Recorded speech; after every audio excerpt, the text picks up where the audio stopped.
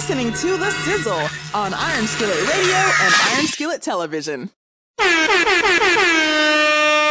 Welcome again to The Sizzle presented by Iron Skillet Sports. This is week 4. I like week 4. You want to know why? Because a lot of things come into focus now. We finally got enough of a sample to say, hey, this team could be for real. This team is a contender. This team's a pretender. And we got enough data to back up our sports analysis and things like that. Before we get into the lab, let's get into some basics. First of all, Rob Gronkowski, he's out. That's a bummer because I really expected him to explode. Him and Tom Brady going back to New England for the first time as a Buck. Yeah, you might have got a few boos and blah, blah, blah, and Belichick and this and that, but I really think they were going to show out. So, but he's out. He might be out for a little bit because he's got some broken rib situations going on. So if you have him in your lineup, take him out now. As far as running backs go, to best of my information this morning, Josh Jacobs and Elijah Mitchell, they should play. I believe Darrell Henderson's a go-to as well. So Dalvin Cook, he's going to play as well. So you got good signs for the running back positions. You don't have to go digging deep and trying to find somebody. You can go with your original starters if there are options. I don't know if you're doing a whole lot if you got Jacobs or Mitchell, but, you know, for Cook, that's a big deal. Well, Tennessee's going to be without their receiving core, Julio Jones and A.J. Brown, as well as Claypool for Pittsburgh. Those are bad things in the receiving arenas, but Deontay Johnson should be back for Pittsburgh. So if you see him around or you want to give it a try, they're going up against Green Bay. You expect the ball is going to be thrown quite a bit in that game on both sides. Both teams have a lot to prove. I like that matchup. I like that game. So we'll see how that goes for fantasy points and things like that. What I don't like for fantasy points this week is Arizona against the Rams. I think that's going to be a defensive-led game, but it's going to be a good game. Somebody's going to edge it out, of course. You're going to get some points going, but we have some other matchups that fantasy-wise, the numbers should be greater. So while I'll be watching that game from a fan perspective, I won't be watching that game from a fantasy football perspective, if you know what I mean. So without further ado, let's get into the lab. For my quarterback position, I think the lock this week is Josh Allen. It's kind of self-explanatory. They're at home and they're playing Houston, and they just came off of a very convincing win last week. I don't see any reason why anybody on that team, for example, should slow down, especially against Houston at home. Come on now. As far as my advantage perspective, I'm looking at the twofer, Jalen Hurts and Tom Brady. Jalen Hurts playing Kansas City. Their defense is a little suspect right now. And Jalen Hurts been playing pretty good. On FanDuel, each week he's gotten over 20 fantasy points. He's a little costly, but not as costly as other quarterbacks. And then Tom Brady is kind of self-explanatory. We're going to find out who knows who better, Belichick or Brady.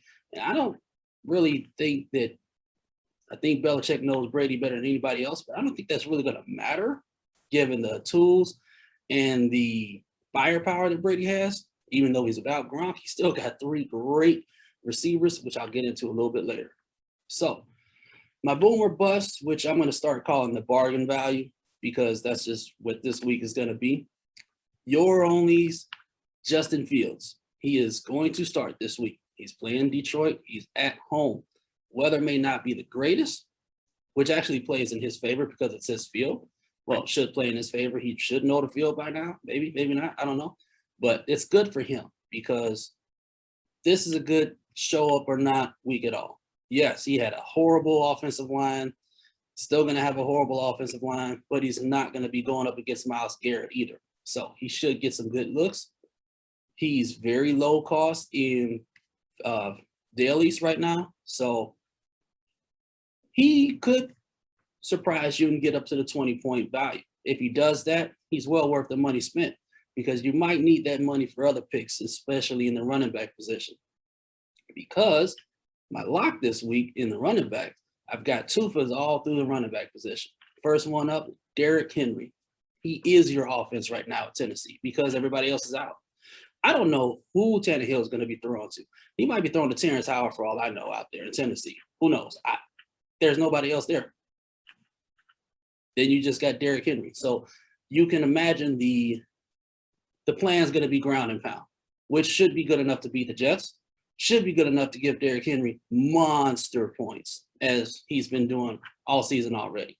Second pick to that lock is Alvin Kamara. He is at home. He is playing the Giants. Let's go now. I like this matchup. Good running back versus running back. In a level playing field, I would say Saquon Barkley. I like him over Kamara, but the Giants really, that's all they have is Saquon Barkley. And New Orleans has a halfway decent defense. So I'm favoring Kamara in this matchup. If you got to go with picking between the two of them, one or the other in dailies, I might go with Kamara because he's a little bit cheaper. Derrick Henry's over $10,000 this week in FanDuel.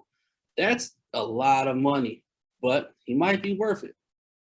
If I'm just going off of my league and I, for some reason, only can go with one running back somehow, I mean, if you got both of them, phenomenal. Congratulations to you. If you had to go with one, I would go with Derrick Henry, though. On the other end, with my advantage perspectives, with my Tufa continuing, I'm going to go with David Montgomery for Chicago.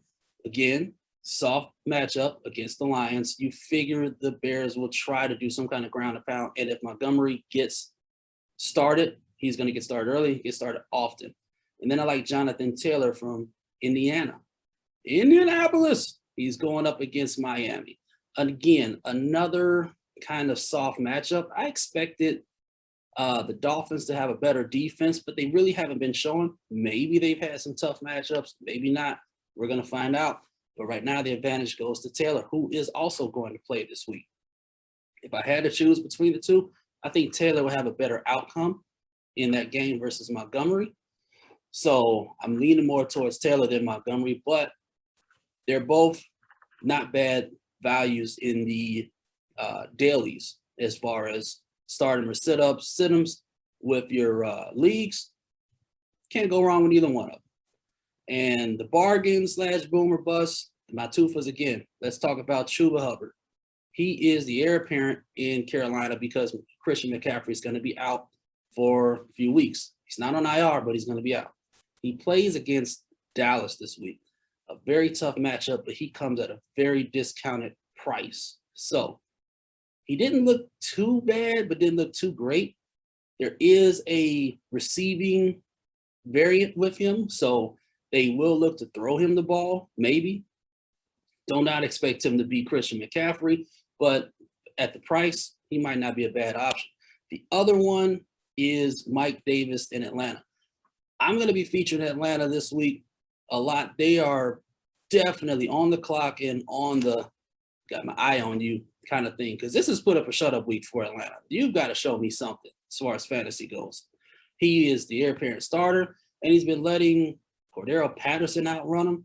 I think this week playing against Washington, which is another team I'm a little surprised with for their defense, they've been giving up points, and they've been giving up points on the ground. So if this is a game Mike Davis is going to show up, this will be the game he shows up, and he is also a good discount this week. From the receiving end, let's talk about Devonta Adams. Again, with that Pittsburgh versus Green Bay option. Devonta Adams, it's kind of self-explanatory.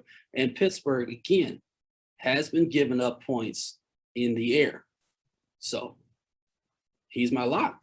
It's got to be, right? I mean, hey, go for him. If he's in your leagues, play him.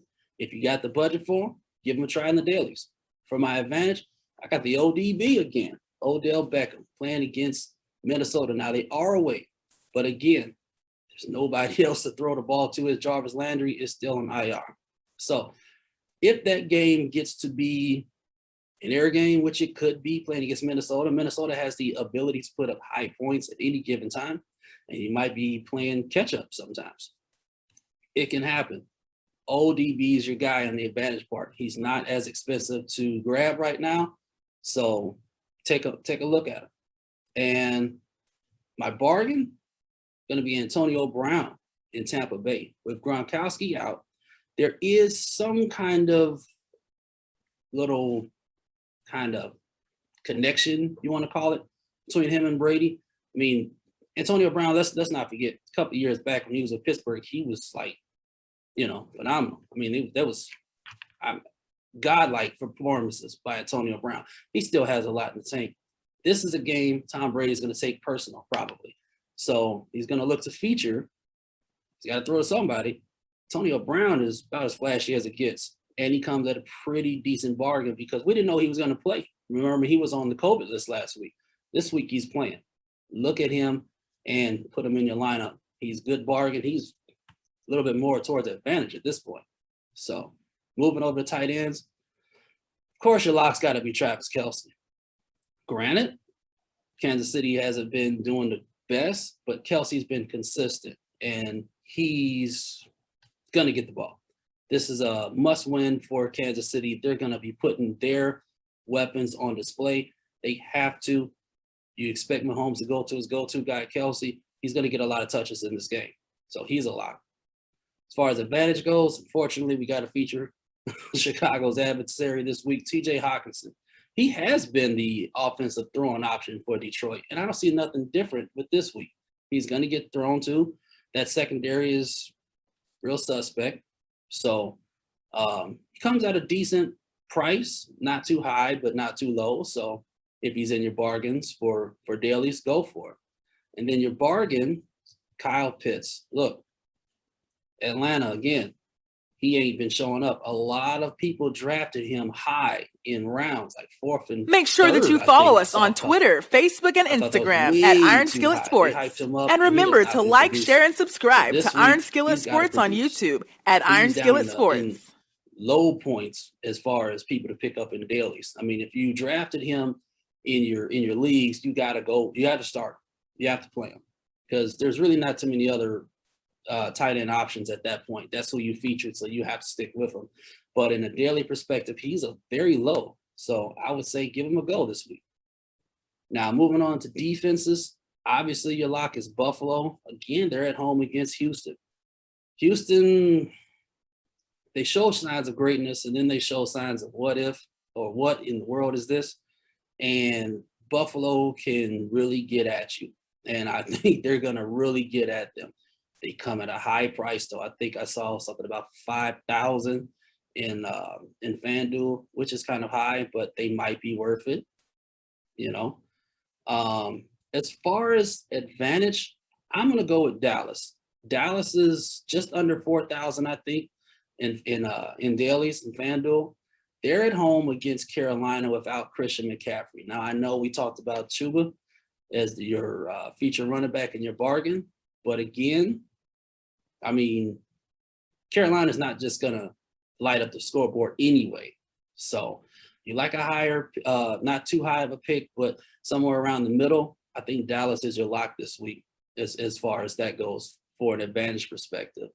And then don't laugh at me for this. Here's my bargain, my ultimate bargain for defense. The New York Jets. I said it. Listen, hear me out. Don't laugh. Don't gasp. I know, just hear me out for a second. I'm not telling you to feature them in your leagues. Don't pick them up in your league, but look at them in dailies.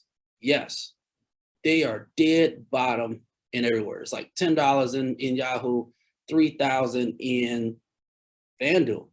Hey, that's next to nothing. So if you want to feature some of these locks that are high priced, but you got to get from underneath the table somewhere else, look at the Jets, because Tennessee has not been going out and scoring 40 points on people.